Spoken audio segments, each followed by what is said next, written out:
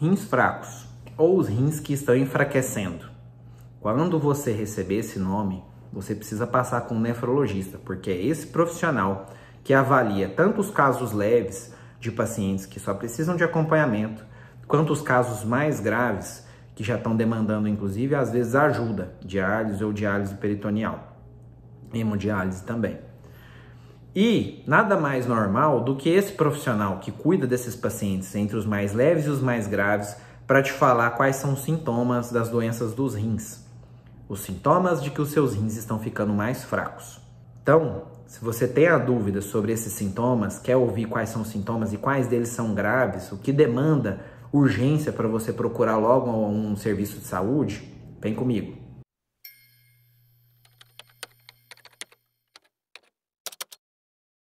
Oi, meu nome é Adriel, sou médico nefrologista e vamos logo de cara. Não vou te enrolar, já vamos para o primeiro sintoma. E ele vai te surpreender, hein?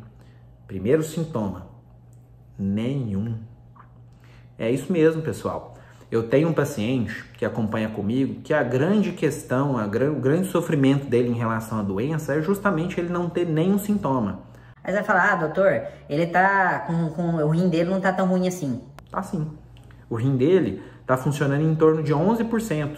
A gente indica diálise normalmente para pacientes com quantidade de rim que funciona menos do que 10%. Então esse paciente está muito próximo da diálise. Inclusive ele já está em preparação para início da terapia. E ele não tem absolutamente nada de sintoma. Eu passo também em hospitais públicos grandes. E algumas vezes eu vejo pacientes próximos de começar a diálise que acabaram sendo indicados para internação por conta dos exames. E eu chego lá para avaliar ele perto do leito, justamente com grande dificuldade. Por quê? Porque eu preciso fazer todo um trabalho de conscientização em relação à doença. Porque ele sente que ele não está tão mal quanto eu estou falando, quanto os exames estão demonstrando. Então, o principal sintoma é nenhum. Você não precisa esperar ter nenhum sintoma para fazer exames e para fazer o seu check-up. Consegui te passar uma informação já muito importante? Então eu já mereço sua curtida, mereço que você compartilhe esse vídeo, que você seja um inscrito no canal e ative o sininho. Segundo sintoma. O segundo sintoma eu vou colocar aqui num globo. Excesso de líquido. O excesso de líquido, que pode se manifestar por inicialmente redução da quantidade de urina, mas ele pode começar, e às vezes o paciente não percebe, com inchaços na perna, inchaços nos braços, inchaço no rosto, falta de ar. Como assim, doutor? Falta de ar? Não, não é essa falta de ar que você está imaginando. A falta de ar é um acúmulo de excesso de líquido no pulmão. O excesso de líquido no pulmão vai dar falta de ar no paciente, fazendo com que, por vezes, ele tenda a fazer o exercício físico dele ou a atividade que ele está fazendo no dia a dia, sentir falta de ar, o fôlego vai estar curto. Outra coisa que ele pode sentir também é que quando ele deita, ele sente falta de ar. Então aqui o excesso de líquido vai trazer sintomas. Terceiro sintoma importante, aumento de pressão. A pressão sempre estava em determinados níveis e ela começa a aumentar muito. Isso aqui é parte também, reflexo, da quantidade de líquido excessivo no corpo.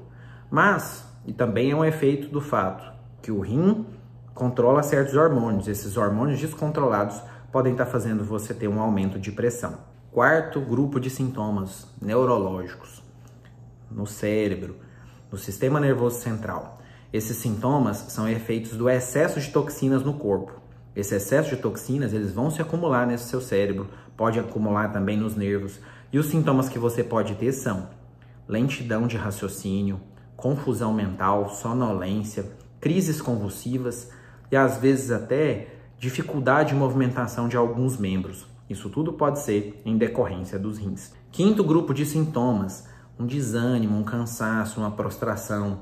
Esse desânimo, cansaço, essa prostração pode ser reflexo tanto de uma inflamação no corpo pela doença renal, tanto quanto pela progressão, a piora das próprias doenças que o paciente já possui, quanto também pode ser em decorrência da anemia.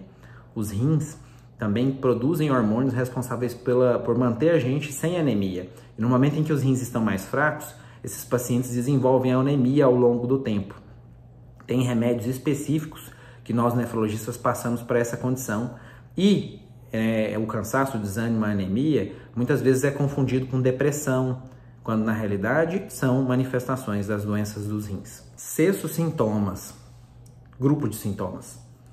Acomete também estômago, intestino, esôfago e mexe com o apetite. Muitos pacientes reduzem apetite, reduzem a vontade de comer, perdem peso e tem náuseas e vômitos.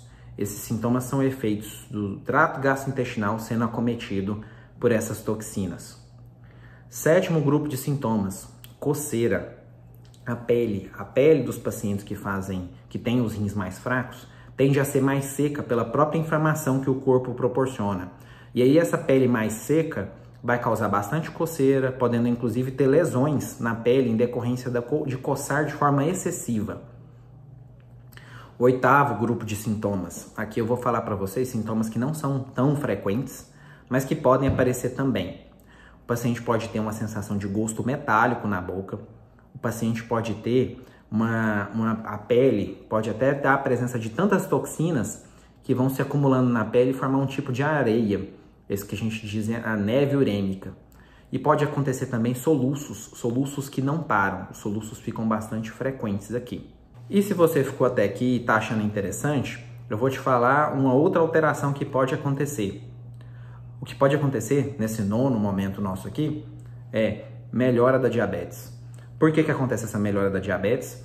Porque alguns pacientes podem, a própria insulina ou os próprios remédios que ele está fazendo uso, ou até a insulina do próprio paciente mesmo, fica mais tempo no sangue, porque ela não está sendo eliminada pela urina. E esse efeito é mais duradouro, que seja de remédios, que seja da insulina do próprio paciente, que nós normalmente produzimos, mantendo ali um efeito no organismo por mais tempo. E aí a diabetes cai, a glicose cai. Nesse 10º momento, se você ficou até aqui, você está gostando do conteúdo. Então deixe sua curtida, compartilhe. Estou pedindo aqui de novo, não faz mal para ninguém. Forte abraço.